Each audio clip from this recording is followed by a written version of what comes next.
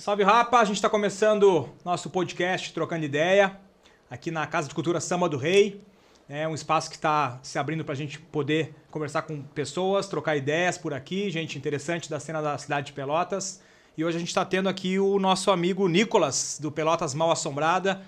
Satisfação de receber aqui, Nicolas. Valeu, Gagui.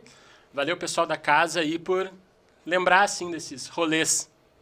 Lembrando que o Samba do Rei, na verdade, aqui é uma casa de cultura. Quem quiser vir conhecer o espaço, tem estúdio, tem escola de música. Então, quem quiser conhecer o espaço aqui na Casa de Cultura Samba do Rei está disponível. Nicolas, vamos mais ou menos saber e entender Pelotas Mal Assombrado. O que seria esse projeto? O que mais ou menos que tu aborda nisso? E, na verdade, também explicar o que seria esse passeio que todos os meses tu organiza, falando a respeito de Pelotas Mal Assombrado. O que seria isso aí?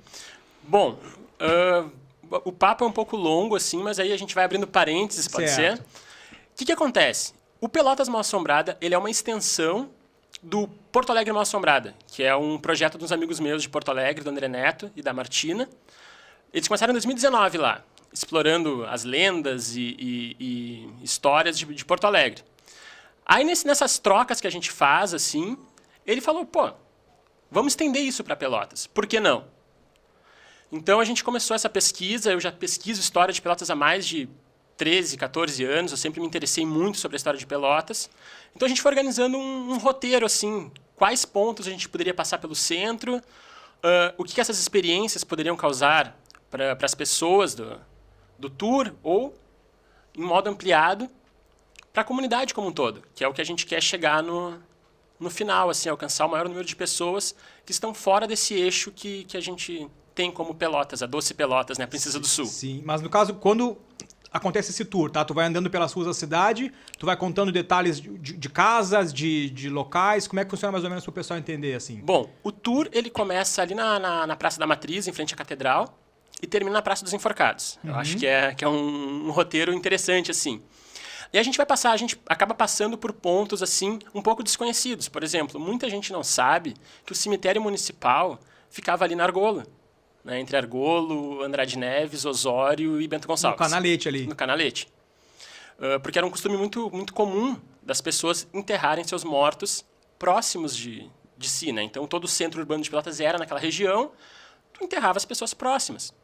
Só que com a peste de cólera morbus que teve em 1855, o cemitério teve que sair dali e ir para um lugar mais afastado. Qual era o lugar mais afastado? Do lado da minha casa, no Fragata.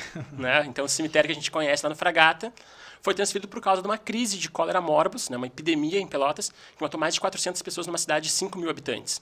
Isso em 1855. 55. Então, assim, olha o medo, sabe? Imagina uma cidade ainda muito sombria, né, que a gente vai trabalhar muito sobre as sombras ao longo da caminhada, não sabendo quem iria morrer, né? Mas não houve uma remoção de quem já estava enterrado ali pelo Argolo. Houve, né? Com o tempo foi sendo Duque. retirado para lá, os despojos foram sendo retirados. Mas até a década de 60 ainda se achava lápides ali, túmulos e tal, de pessoas que não saíram dali. Mas isso dentro das casas? Aonde? Nos terrenos, né? Nos terrenos. Ou quando começou a abrir a Bento, de fato, ainda tinha sepulcros ali. Eu não sei se confere ali onde tem a esquina da Brigada, do outro lado da rua, naquela esquina onde tem o prédio hoje tem a Patran, né? Aquela polícia ambiental ali. Do outro lado da rua, naquela casa antiga. Já foi cemitério ali? Eu já ouvi falar que foi estádio de futebol também, não sei o que... Já teve cemitério ali naquela região. Até hoje não se sabe ao certo em qual das esquinas. Se era na esquina da Brigada, se era do outro lado. Mas faz sentido, assim, porque a Santa Cruz também tinha uma cruz, por causa que os primeiros cemitérios também foram ali. Perto da Bento também. Perto da Bento ali. Naquela quadra ali. Então, ali também foi zona, assim, mas não teve muitos corpos enterrados, assim, porque sempre foi um debate onde seria o cemitério definitivo de Pelotas. E até a cólera ainda era na Argolo. E na época, em 1855, não tinha tantos habitantes aí na região do Fragata, era um local mais afastado da cidade, por isso que foi escolhido vai para lá, a sede do cemitério ali. E fica lá. Então, essa é uma brincadeira que a gente faz, né? O pessoal que mora naquela quadra ali, é quase um livro do Stephen King, assim, cemitério maldito, tu enterra teu pet no fundo, uma semana depois ele tá de volta. Então, se dá uma interferência na televisão, provavelmente é as forças do E nesse tour que tem feito, tem gente que mora por ali? Eu tô louco pra conhecer alguém que fique naquela quadra ali. Até agora ninguém apareceu. Ninguém se pronunciou. Mas é bem legal, assim, essa parte, porque a gente tenta também falar esses assuntos, mas colocando um tom de brincadeira também. Eu acho que a gente tem que saber ser mais lúdico, porque o passeio em si era uma palestra ao ar livre, né? Uma palestra em movimento, como eu e o André, a gente tenta chamar assim, para se desprender um pouco desse roteiro muito de guia turístico, né? Assim, ter uma fonte e tal. É uma experiência que a gente quer causar para as pessoas. E, na verdade, esse aprendizado que tu tem de cada local que tu passa e vai ensinando para as pessoas a história de cada local ali, isso foi coisa que tu absorveu de que forma? Então, assim, ó, eu tentei fazer um roteiro que tivesse as experiências da época, né, as experiências históricas do local, mas também que tenha a ver com um panorama meu, né, que eu acho que seja importante compartilhar isso com as pessoas. Logo depois de sair do antigo cemitério, a gente fala um pouco sobre esse canalete da Argolo, né, que é um canalete muito polêmico, porque o próprio Lobo da Costa, lá na Barroso, faleceu lá, né? No fim de tarde, ele fugiu do hospital e foi encontrado sem vida no dia seguinte, caído no canalete da Argolo, antes dele ser bonitinho ali, antes de ser todo de cimento. Cimento. Que antes era uma sanga só. Argolo com Barroso ali. Argolo com Barroso. Ele foi encontrado sem vida no dia seguinte, ele passou uma madrugada muito fria, não se sabe se ele morreu na hora, se caiu bêbado e ficou. Mas a gente tenta desmistificar um pouco essa história do Lobo da Costa ser só o bêbado da cidade, sim, que é sim. o que a gente acaba taxando. Tem muito disso, né, na história dele.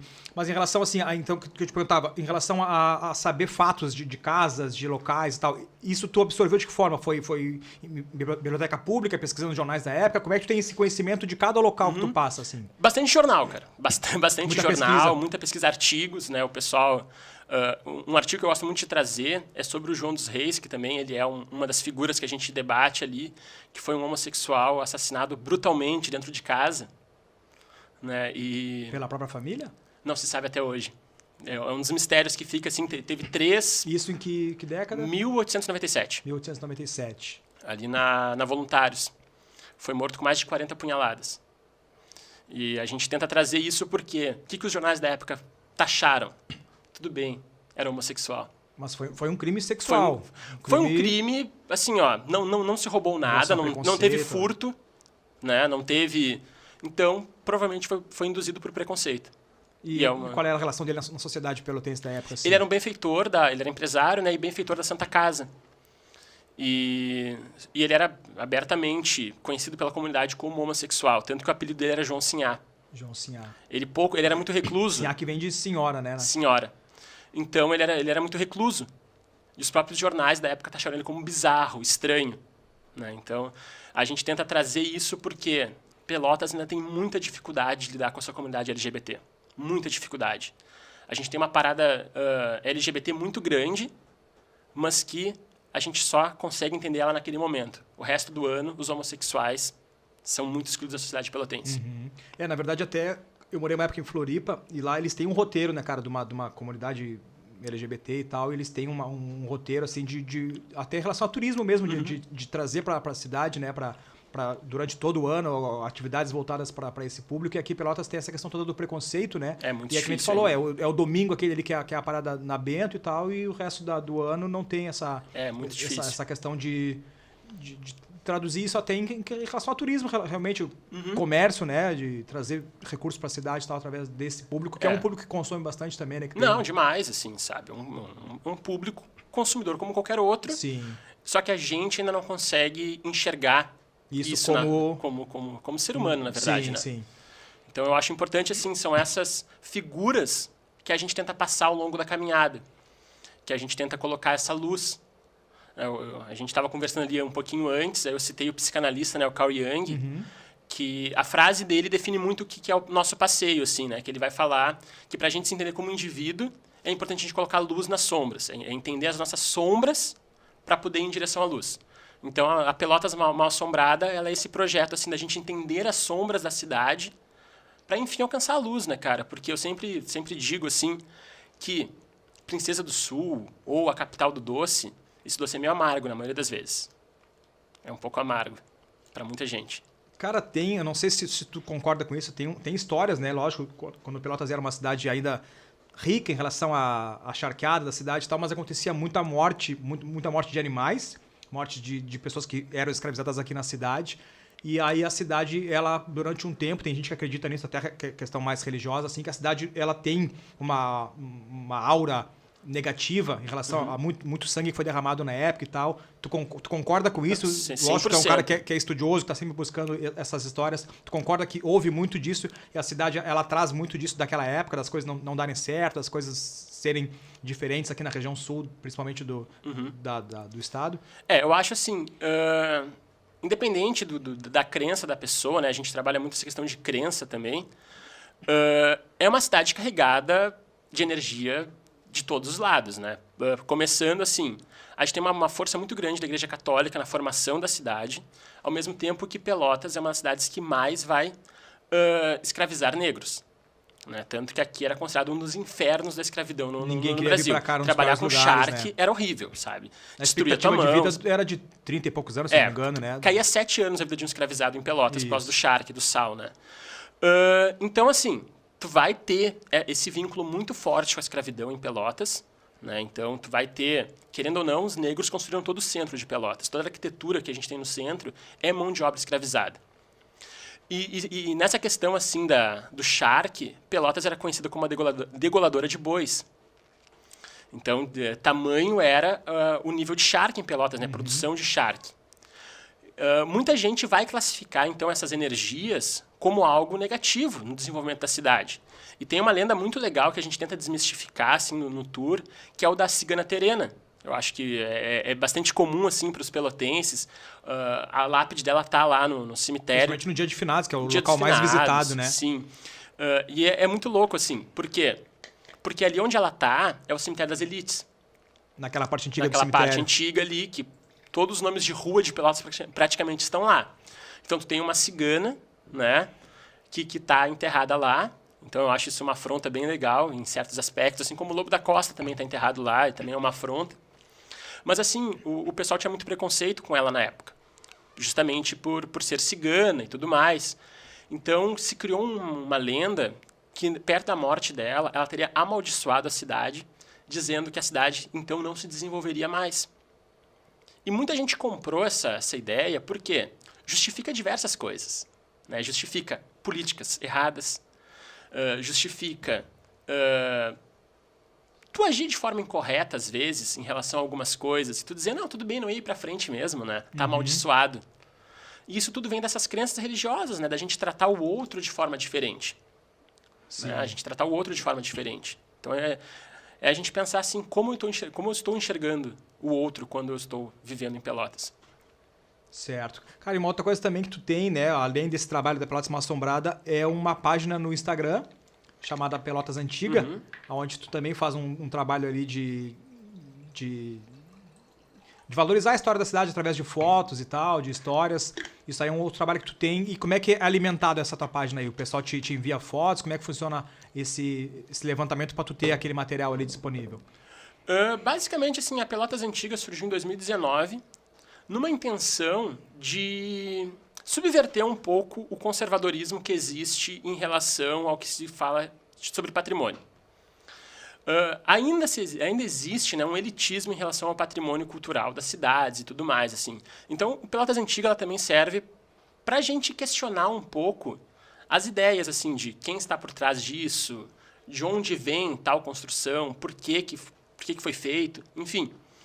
Então, com essas ideias, a gente foi trabalhando assim, como a gente pode trazer um material que seja um pouco diferente, porque se tu abrir o Google e botar fotos antigas de Pelotas, tem milhões de fotos lá. Sim. Mas sem contextualizar, né? Então, só imagem sem sem texto, sem investigação e tal. Aí isso foi, enganjou muita galera. Aí hoje em dia, basicamente, o pessoal, assim, mensagem, assim, tu conhece essa casa? Isso aqui eu morei aqui quando eu tinha 3 anos. E o pessoal acaba mandando imagens, assim, o que alimenta bastante a página. Mas uma das fontes que a gente pega bastante foto também é dos almanaques de Pelotas. Era muito comum, né, anualmente, ser um almanaque com comércio de Pelotas ou fotos que ganharam concursos. Então, em 1915, 1916, esses almanaques tinham muita fotografia. Então, a gente acaba tentando também ir atrás desses almanaques. Para alimentar ali a página. Para alimentar.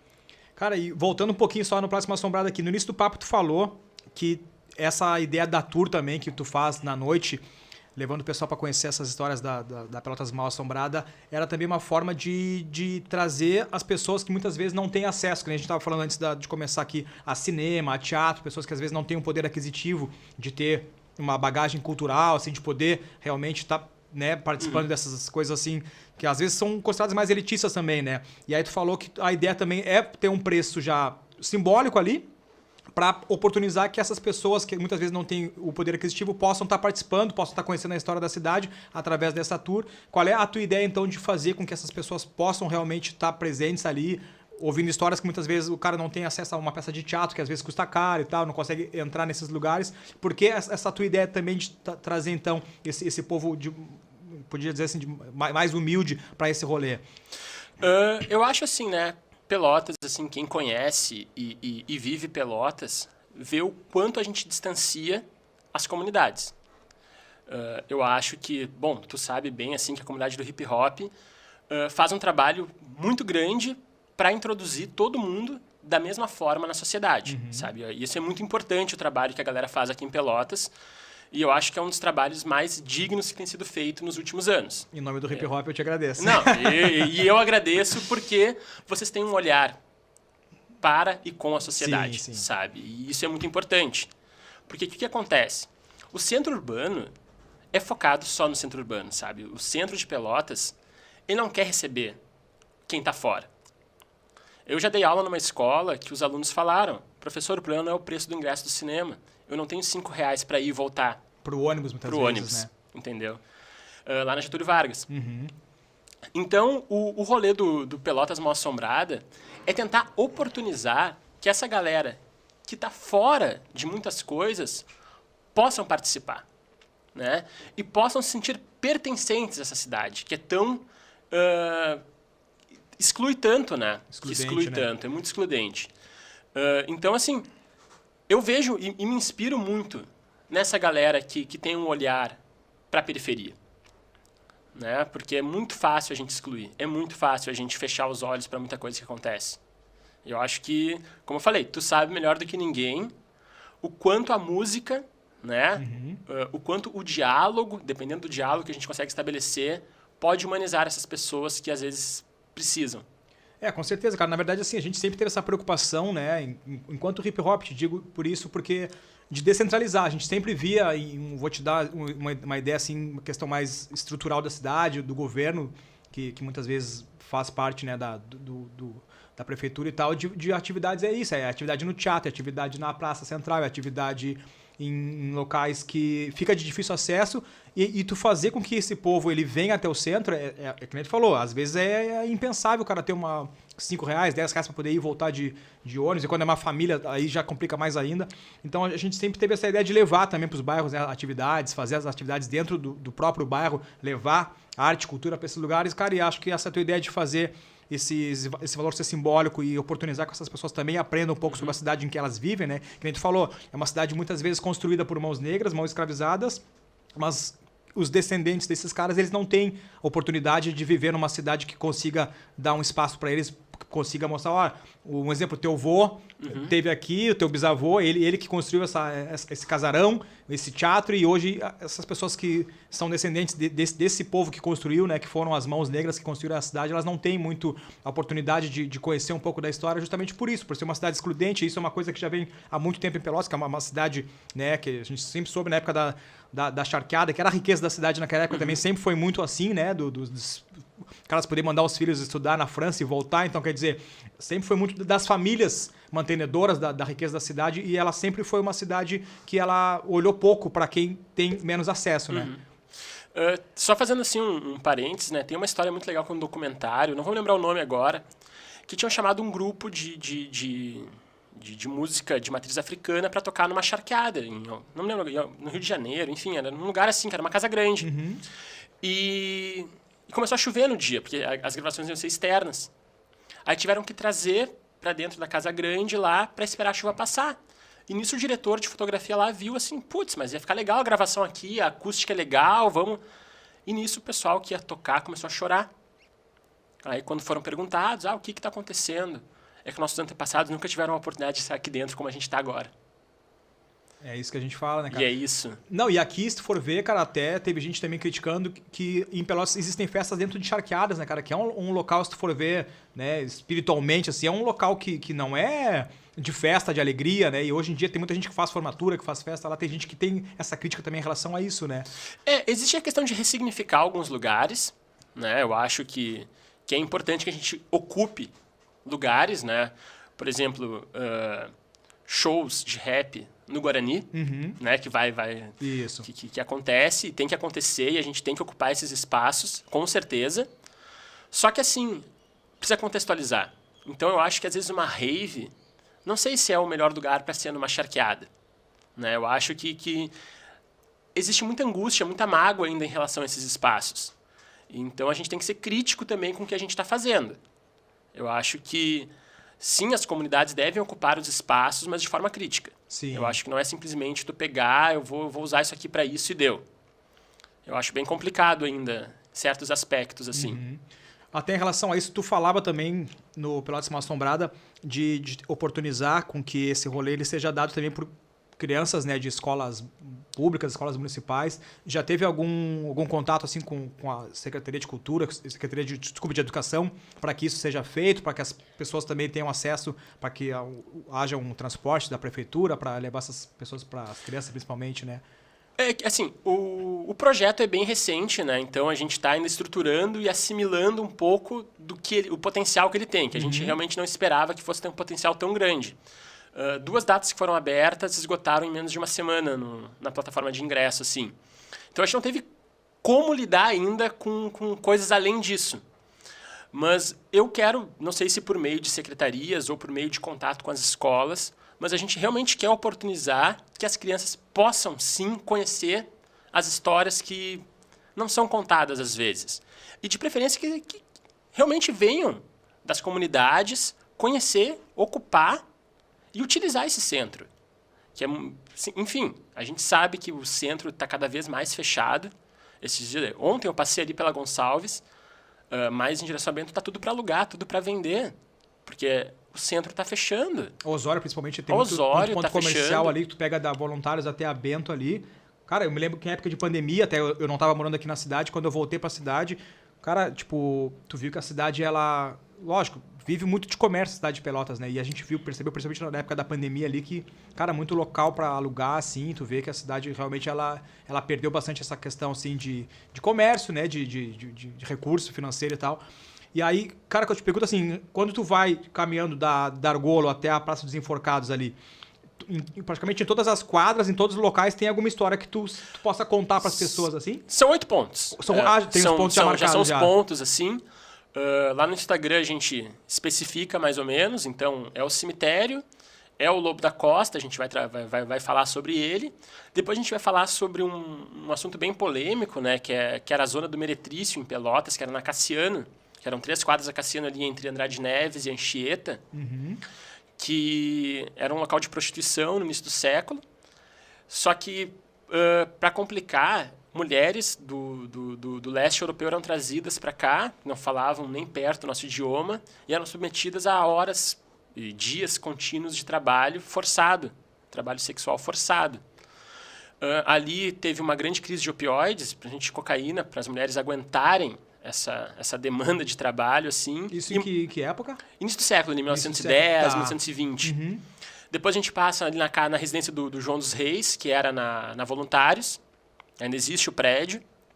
Depois a gente vai falar sobre a Praça Coronel Pedro Osório, que é uma praça super elitizada em alguns aspectos. É a praça com mais investimento da cidade. E a gente vai fazer um tour rápido, um 360 por ali, vendo as pompas fúnebres, que é o local super gótico da cidade. Mesmo, onde tem o ponto de táxi. Ali, né? O ponto de táxi. Eu sempre brinco, né, que eu sou gótico do Fragata. Então eu sempre, ali que eu vou ser, meus ritos fúnebres serão feitos ali, não aceito que não seja ali.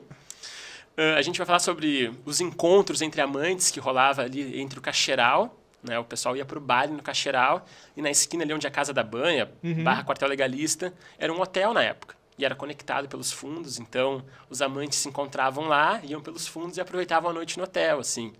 Então, eu sempre brinco que é a fofoca histórica, né? Eu acho que a fofoca histórica edifica também. A coluna social da época. É, a coluna social da época.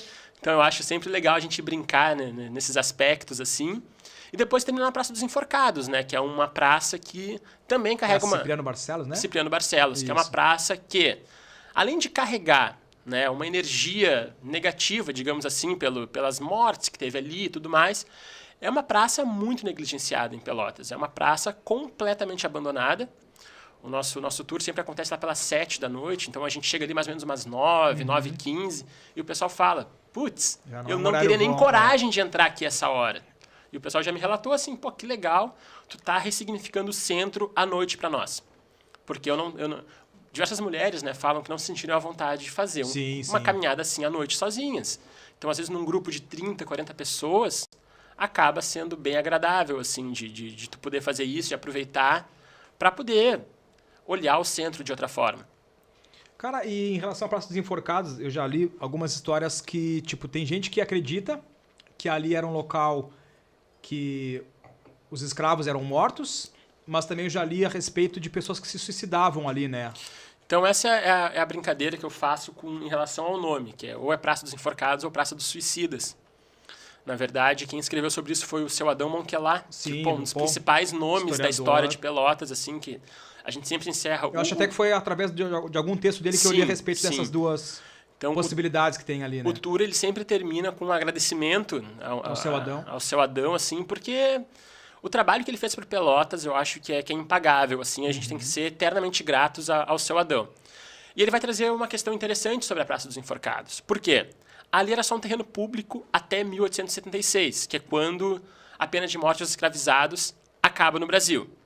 Então a forca funcionou ali até 1876. Tá. E a praça só vira praça em 1882. A Câmara Municipal, né? A Câmara Municipal que cede o espaço, né? Cedeu o espaço, virou praça. Ou seja, como praça, nunca teve nenhum negro enforcado ali. Tanto que em nenhum jornal da época aparece como alguém sendo levado à forca nessa época. É só na década de 10, década de 20... 1910, 1920, que algumas pessoas começam a cometer suicídio. Aproveitando, né, o pessoal deve saber ali que tem um desnível no terreno. Né, a Floriano passa ali por cima, é um pouco mais alta. Então o pessoal aproveitava os galhos das árvores para cometer suicídio. Né, o primeiro suicídio até, que é um rapaz bem jovem, assim, 20 e poucos anos. Tu diz que ali descendo tem espécie de uma ponte ali, né? O pessoal pulava dali pro galho. Amarrava o galho, já amarrava no pescoço e aproveitava a mureta que tem ali. E é bem mais baixo e acabava tirando a vida ali. Então essa é a daí que vem o nome oficial da praça. Acredita que seja assim. É bem apurado pelo seu Adão, diversos outros artigos apuram isso também. Porque tem gente, um exemplo do movimento negro, que acredita que seja essa questão dos escravizados, né? Que eram mortos ali. Isso, a forca era do outro lado. O rio cortava ali onde é o Pop Center. Hoje em dia, o rio cortava ali. Do outro lado, era a forca municipal. De fato era. Mas, se tu pegar jornais da época, nunca vão atribuir o nome de Praça dos Enforcados em relação ao enforcamento de escravizados. Sim. Tanto que tem o último escravizado, que é o negro Besalho. Foi acusado de ter agido com violência aos seus senhores e tal. Ele foi o último negro enforcado em Pelotas, em 876, mais ou menos. 1876, 12 anos antes da abolição. 12 anos antes da abolição. 1888, a abolição. Mas, na época, não circulava o nome, então, publicamente de Praça dos Enforcados. É uma nomeação posterior. Por causa da década de 10 e 20 dos suicídios. Dos suicídios, assim. E esse rapaz que cometeu o suicídio primeiro ali, ele tinha 20 e poucos anos, e ele tirou a vida e tinha um papel no nome dele, assim, que ele estava farto de ser enganado pelos médicos, que ele tinha uma doença incurável, não sabe que doença que era, né? Então que ele resolvia tirar a própria vida. Pô, muito triste, assim, né? Muito... Agora, isso aí foi década de 20. E é quando a praça recebe, então, a titulação de Praça dos Enforcados, assim, que depois é uma praça que tem muitos nomes, né? Praça do Pavão. Isso, exatamente. E tudo mais. Oficialmente é a Cipriano Barcelos. Cipriano Barcelos. E é uma praça linda. Para mim, é a minha preferida de Pelotas. Para mim, é a minha preferida por vários fatores. Mas, como tu disse, acho que é a que está mais mal cuidada. Assim, tem aquele chafariz também desativado ali no meio, né? Tu vê ela totalmente largada. Eu tenho 29 anos e nunca vi aquele chafariz em atividade. Assim, eu lembro do meu pai, da minha mãe me falarem assim, que não tem uma peça para botar ali e tal. Mas eu acho que é um pouco mais de desinteresse, assim. Com eu acho que não... Eu até achei depois, quando o Pop Center passou por ali, que ela pudesse, né? Até por estar... Mas melhorou, olha, melhorou bastante, não, sim, em relação assim, ao que sabe? era, sim, Dá pra dizer que melhorou, assim, não. Eu acho que tá um pouco melhor. Certo. Cara, e outra coisa que eu ia te falar em relação ao pessoal que queira participar do passeio, como é que faz para te procurar em redes sociais, como é que o pessoal pode te achar? A gente tem no Instagram, né, @Pel Mal Assombrada. @Pel Mal Assombrada. E a gente divulga as datas mensalmente. Né? A gente sempre tenta abrir ali no início do mês as datas que vão ser do mês. A gente normalmente abre 2 vagas por mês. Senão acaba ficando muita coisa, assim. E o pessoal questionou um pouco o número de ingressos, né? De ser 30, que é muito pouco, enfim, muita gente acabou ficando sem ingressos. Mas eu acho que é pela experiência, né? A gente quer ter uma experiência mais direcionada e controlada. Sim, e se tu bota muita gente também fica ruim até do pessoal ficar te ouvindo, né? Tu contar as histórias também. Que foi também, o que acabou acontecendo no primeiro tour. Era muita gente? Assim, a gente fez em parceria com um grupo de amigos meus, que é o Carpe Diem Trilhas. E a gente não limitou o ingresso. Quantas pessoas foram? 300. Num sábado de noite, assim. Tu com o megafone lá. Sorte que uma moça me emprestou aqueles alto-falante, aquelas caixinhas de alto-falante com microfone. E aí, para poder amplificar o som ali. Amplificava um 300 pouco, pessoas. Assim, 300 isso foi pessoas. Num sábado? Foi num sábado. À noite. Foi em setembro, assim. E colou 300 pessoas no rolê, assim, o que me assustou bastante, assim, mas foi muito esclarecedor. Por quê? Porque tem pessoas que querem escutar sobre isso. Tem pessoas que querem ir atrás de algumas coisas mais culturais, assim. Né? E tem alguma questão familiar também? O pessoal te procura para saber em relação a alguma, sei lá, parentes que moraram em tal lugar ali? Rola isso, não? Já aconteceu. Já. É um pouco engraçado, assim, porque o pessoal vai... o meu tio tinha um comércio na Floriano, número tal. Tem como tu saber o que aconteceu? Era ali e tal. E é um pouco difícil, assim. Eu não chego a fazer um trabalho tão grande dentro do arquivo municipal, arquivos, assim. Poderia fazer, mas às vezes falta tempo, né? Seria muito interessante se tivesse como. Eu acabo dizendo assim, olha, é meio difícil ter esse conhecimento, porque é algo muito específico às vezes. Né? Que às vezes vai para baixo do tapete da história e acaba... né? Não tendo acesso. Tu é professor também, né? Sou professor de língua portuguesa. Toda a questão também de ter o teu tempo também para lecionar, para fazer o teu mestrado, né? Porque, na verdade, o Pelotas Antiga surgiu como um hobby. Né? Nas horas vagas, brincar um pouco, assim, de trazer a história de Pelotas, as minhas experiências com Pelotas. Só que aí, sei lá, a gente tá com 3 mil seguidores no Instagram agora e o pessoal cobra, às vezes, passa um dia sem post, o pessoal, putz, mas não postaram tal coisa. Cara, então, eu até te falava, tem uma outra página que é parecida com esse teu contexto no Facebook. Cara, eu vejo que o pessoal posta uma foto ali, é muita curtida, muita gente comentando e tal. É um trabalho que dá uma repercussão, assim, por esse interesse das pessoas também conhecer o passado, né? O grupo do Facebook, do Antiga Pelotas, eu acho muito legal, por quê? Porque todo mundo participa, é uma comunidade. Ele abre um diálogo ali, né? Pra uma... Aí eu acho muito legal quando o pessoal bota lá assim, eu queria achar minha professora do 3º ano do colégio tal. Isso. Putz, isso é muito legal, cara, sabe? Tem que proporcionar isso. Acha, né? Quase todo mundo conhece alguém que sabe onde ele tá. Porque é legal, porque assim, o Instagram ele é uma rede social muito unilateral. Né? É o cara que administra que vai postar ali. Mas um grupo aberto no Facebook possibilita diálogo, né? O pessoal vai comentar, vai interagir, vai botar uma foto. Isso aqui era eu quando tinha 6 anos. Mas eu me lembro disso aí, não sei mais ou menos como era. Então eu acho muito, muito legal o trabalho do pessoal do Antiga Pelotas no Facebook. Eu acho que quem não conhece, entra lá e vai ser bastante revelador algumas coisas. Cara, em relação a... Eu não sei se tu tem informação a respeito disso, que é um assunto mais assim, pessoal, assim, que eu sempre gostei de saber, que é em relação a crimes de antigamente da cidade e tal. Tem aquele crime da ponte, não sei se já ouviu falar no crime da ponte. Não conheço. Isso aí eu fico devendo. Então vou te dizer para pesquisar, porque é uma parada que aconteceu nos anos 60 em Pelotas ali, que teve uma repercussão forte. Então não vamos falar a respeito, eu vou te dizer, mas se tu puder pesquisar, que é uma história em relação à antiga da cidade também, assim, que vale a pena. A gente só precisa falar aqui dos nossos apoiadores, Sala de Arte, nosso amigo Maicon, que está aqui também hoje com a gente, nos apoiando. Ana Cristina Moura, psicóloga, no WhatsApp 999719656. Maison Piscinas, esse é o nosso Trocando Ideia podcast. Cara, quero te agradecer então o nosso papo aqui. Quero também que tu fique à vontade para convidar o pessoal para participar do teu... Na verdade, próxima turma, porque a gente não vai dar uma data específica aqui, né?